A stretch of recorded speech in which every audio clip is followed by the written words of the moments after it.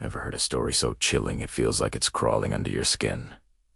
Well, tonight's tale might just do that. It starts in a village so remote, it seems forgotten by time itself. A village with a legend, a whispered tradition that haunts its very foundations. They call it the legend of the Silent Bride. Every 50 years, a single girl is chosen, not for her beauty, not for her wealth, but for a destiny she can't comprehend. She is to wear a bridal gown, an heirloom passed down through countless generations. But this is no ordinary dress of silk and lace.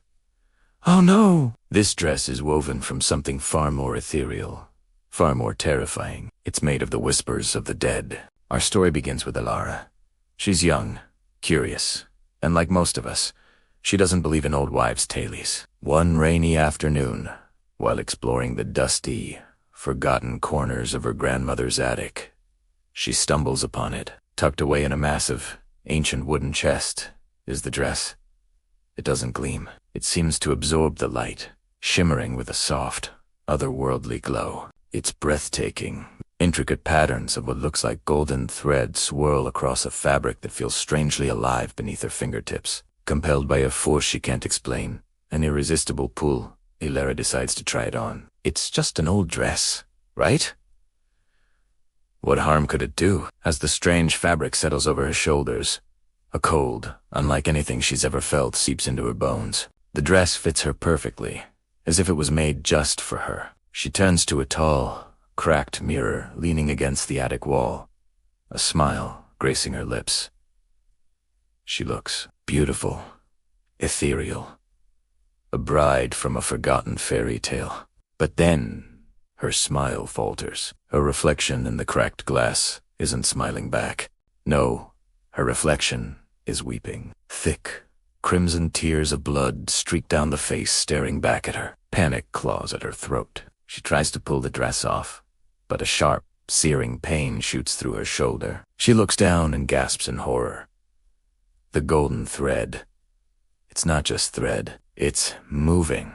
The delicate embroidery is stitching itself into her skin, the needle-fine points burrowing into her flesh, weaving the gown into her very being. Frantically, her eyes dart around the attic, searching for an answer, an escape. Her gaze lands on a small, leather-bound journal lying open on a nearby table, right next to the chest. Her grandmother's handwriting fills the yellowed pages. With trembling hands, she reads. The words paint a picture far more horrifying than she could have ever imagined. The legend of the Silent Bride isn't a celebration.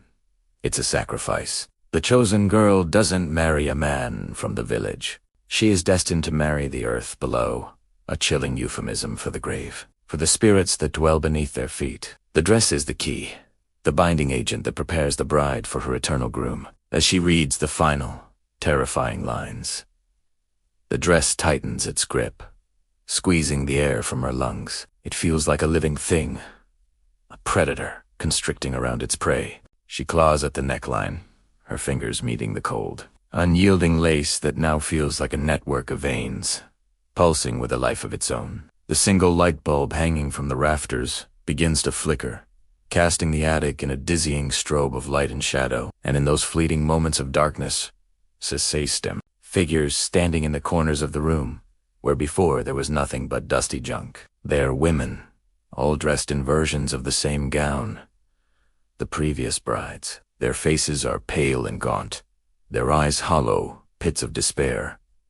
And their mouths are sewn shut with the very same golden thread that is now a part of her. One of them, a girl who looks no older than Elara, manages to part her stitched lips just enough to let a single, raspy whisper escape into the suffocating silence of the attic. The sound is like dry leaves skittering across pavement.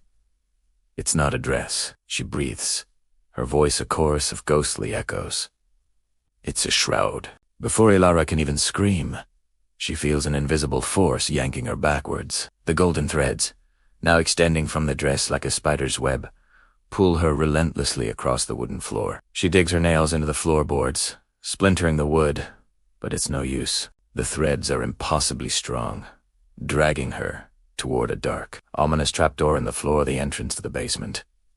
The groom is waiting. The final scene we are left with is one of perfect, chilling stillness. Down in the damp, dark cellar, Elara is sitting upright in a simple wooden chair. The struggle is over. She is perfectly still, a porcelain doll placed on display. Her beautiful dress shimmers in the gloom, but her eyes, once vibrant and full of life, are slowly turning to glass, their color fading into a vacant, lifeless sheen. She has become the newest addition to the collection, a permanent, silent fixture in the house's dark history. She is no longer Elara. She is now one of the silent brides, waiting patiently in the dark, waiting for the next curious girl, 50 years from now, to find the beautiful dress in the attic and continue the cycle. This story is a chilling reminder that some traditions should remain buried, and some doors should never be opened. What do you think?